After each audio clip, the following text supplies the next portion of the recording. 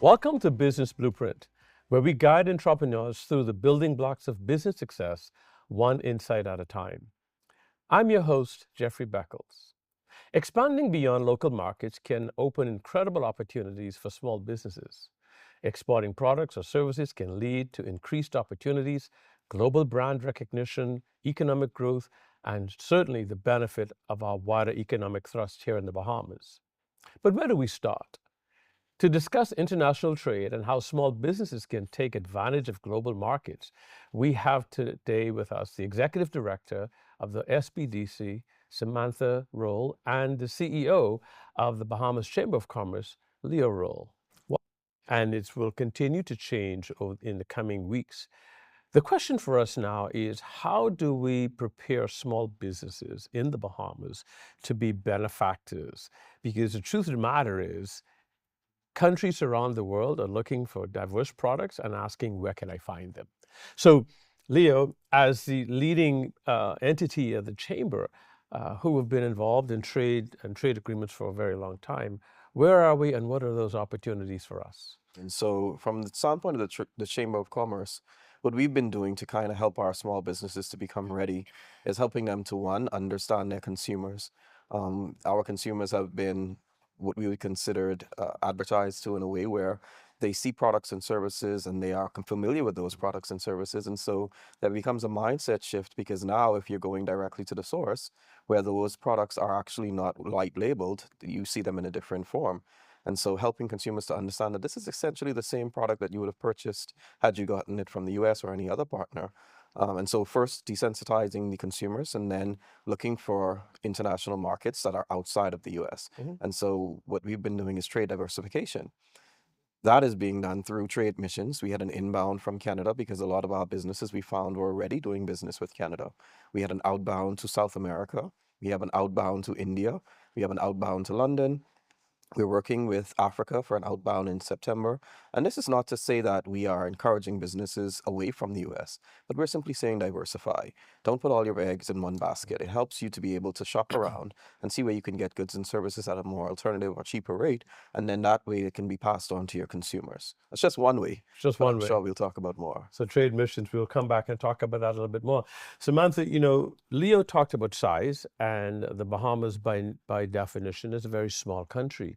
But does that mean that we can't be competitive? And I know we have tremendous resources here.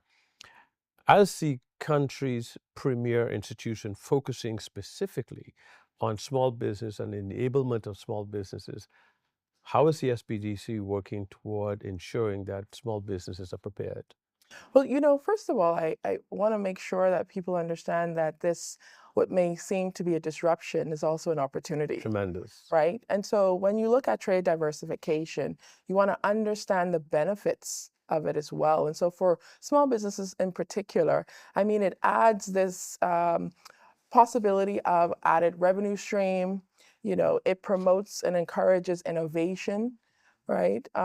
It increases or adds credibility to your products and services, because now you're on a global scale. So in doing that, though, you're absolutely correct. You have to be prepared for these opportunities. And part of the preparation is for small businesses. As through the SBDC, we do offer the export readiness training and understanding of the process. It's important for you to have that training because there are several things that you should consider when expanding into regional and international markets, right? So one of the things that one should consider is, have you done your market research? Do you understand the market that you would like to enter into? Do you understand the regulatory compliance in order to enter that market?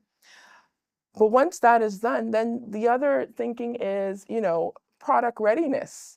Is your product or perhaps service ready? And so from a product standpoint, it's packaging, right? Making sure that you have the appropriate labeling and those things that, again, meet the regulatory requirements, but then it's also very enticing to your consumers. The other aspect of it is pricing strategy. Understanding the market helps you understand how to price your products, right? Because you're competing beyond now your domestic market. And so perhaps you need to make some adjustments relative to pricing. So all of this is part of our export readiness training, access to information, and in partnership with the Chamber, offering trade missions to a number of our clients. Excellent. You know, Leo, the Chamber has had a very active trade portal. Still do. And it's obviously evolving, which is great. How do small businesses get access to the trade portal? And then what does the trade portal do for that small business? Great question. So businesses can access the trade portal through it has a landing page on the Chamber's website. So they can go to www.thebahamaschamberofcommerce.com and they can access the trade portal and sign up. Or they can call us directly and our trade services manager, Charo Molly, would be pleased to sign them up. But the portal, what we found is a lot of the persons who are on the portal are not Chamber members and vice versa. It makes simple sense that you should be able to leverage all of the assets or aspects that you have with the organization. And so what we did was we migrated all of the members who are on the trade portal to Chamber members, and we're doing the same with Chamber members. So looking for those Chamber members where there's an opportunity for international exposure or export, as Samantha would have said, and we're helping them to get migrated onto the trade portal. That gives you access about FDA readiness. There are webinars that you can attend. It looks for international investors, so foreign direct investment is always important. How do you reach those persons? They have access to our portal. It gives them access to a plethora of international partners, and it also helps them to determine when trade missions are happening. So a lot of times the information, if they don't get it from us, they get it directly from the trade portal. And so all of this information is captured in that one central space. So the small business who's saying, why should I join the Chamber? It's a value add. And given the fact that this trade world is actually turned upside down and will settle at some point, the opportunity is there to find information, to be a part of this movement, to be a part of the transition, and better position themselves to take their products and services to the world. We're going to continue our conversation with our special guest today. We'll take a break, and when we come back, we'll talk about steps that small businesses can take to get themselves ready to enter the foreign markets. At BOB, we take pride in our business banking. I chose Bank of the Bahamas because it was a Bahamian-owned bank. The bank has certainly supported our evolution through overdraft facilities, purchasing of equipment, facilitating of salary payments, and I really believe that Bank of the Bahamas is able to help in the development of the local economy. I would truly recommend the services at Bank of the Bahamas.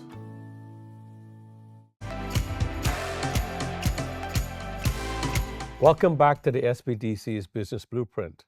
We're here today with Samantha Rolle and Dr. Leo Rolle discussing international trade and its challenges and opportunities for small businesses. So let's get back to our conversation. As we talked in our previous segment, there are going to be tremendous opportunities availing themselves of small businesses.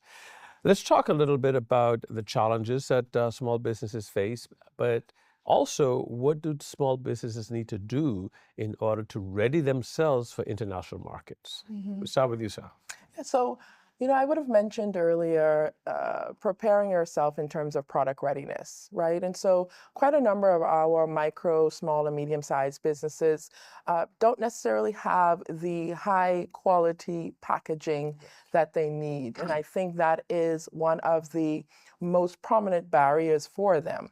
And so doing that requires them to understand what is needed for the package, not just so that it looks aesthetically pleasing, but to make sure that, again, it meets the compliance and regulatory aspects of it. The other thing I think is just for us, maybe human nature, right? And so disruption means that you have to get out of your normal way, your routine of doing things. It essentially means change.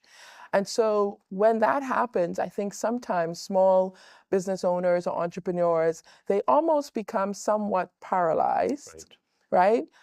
And then in that panic of, oh my God, what is happening? As opposed to first understanding what needs to happen moving forward. And part of that is having what I would call perhaps an export strategy plan or something that's already outlined. If you had not thought about export in your initial outline of your business, It's now to pivot. Right. Right. And I think that is key. I think, small businesses struggle with having to pivot from time to time.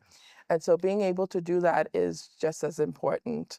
I think the only other aspect that I would say is, yes, SBDC provides that readiness training, which I think is important. I think it's important to understand the benefits of this as well. And so for small businesses, the local market is just not sufficient. Right. So if you're thinking about economies of scale,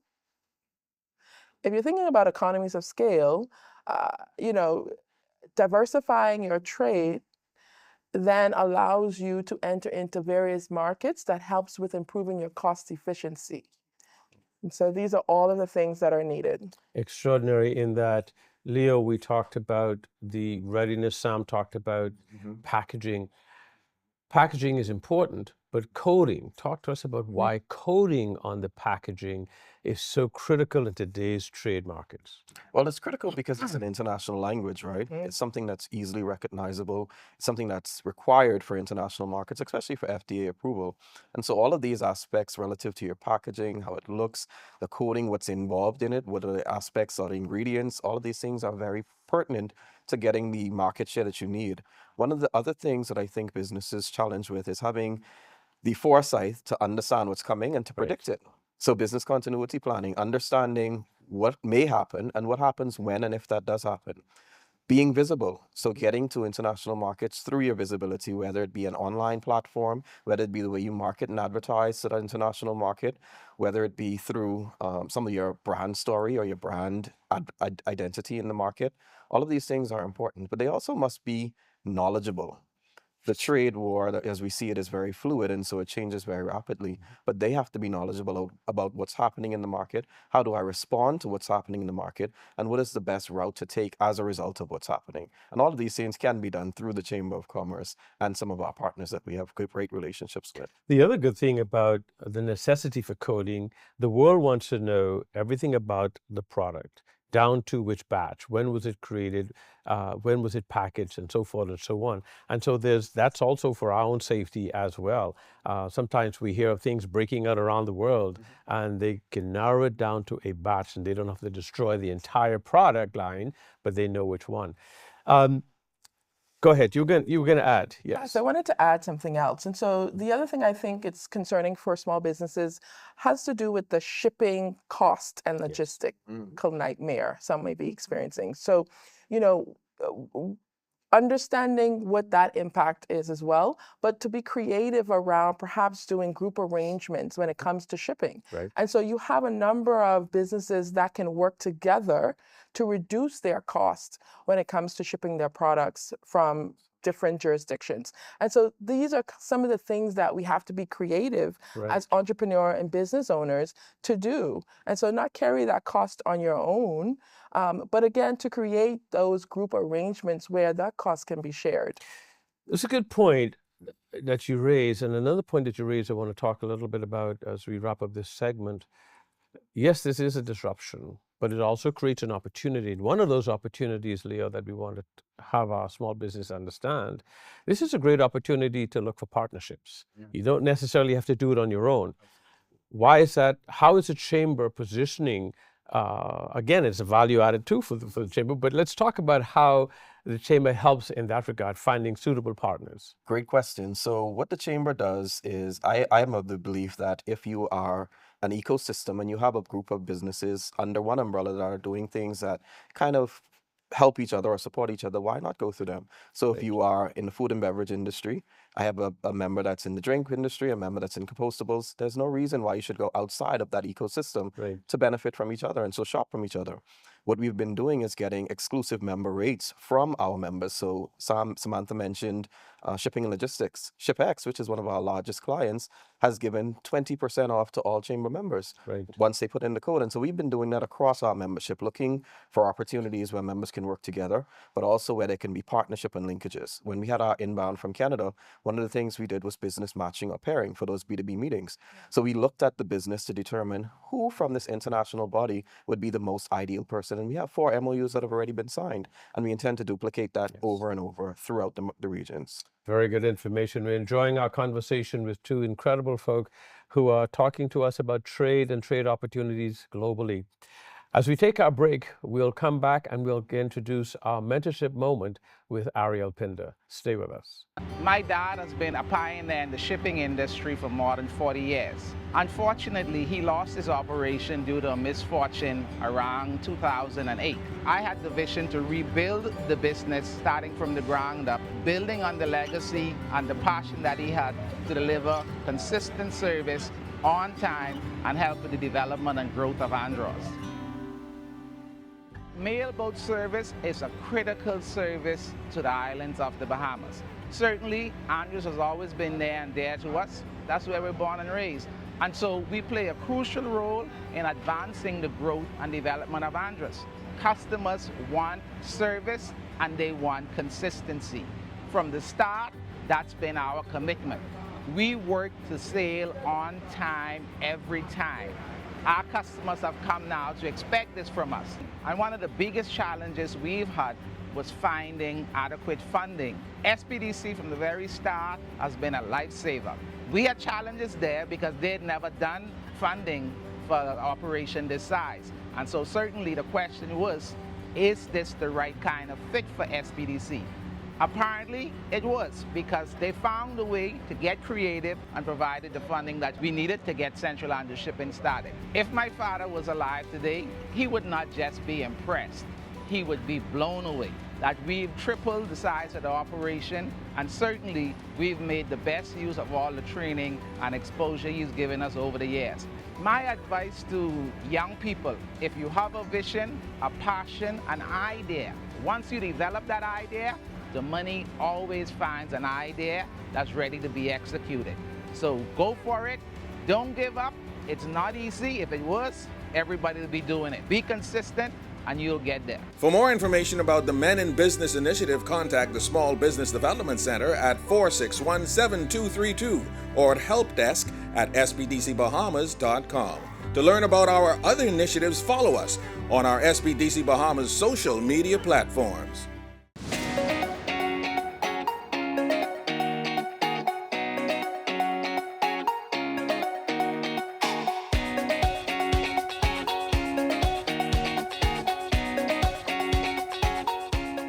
Thank you, Jeffrey. Hi, everyone. I'm Ariel Pinder, your host for the Mentorship Minute. Let's talk about what to do when you're told no. A rejection isn't the end of the road. It's an opportunity to improve. Review the feedback, identify the weak areas in your application, and work on strengthening them. Sometimes it's a matter of improving your financial records, refining your business plan, or building a stronger case for how you'll use the funds. The SBDC is here to help.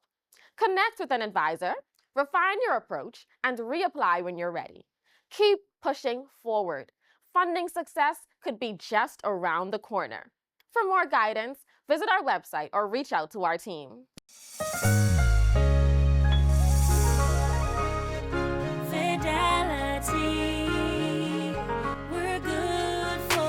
We know how important collecting your money can be to the success of your business.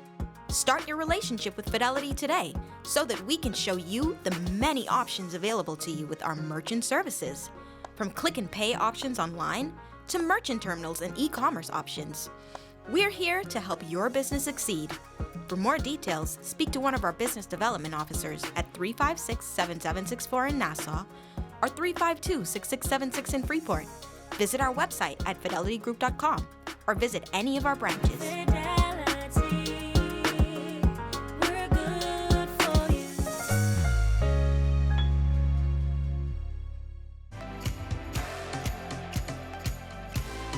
Thank you, Ariel. Very exciting indeed.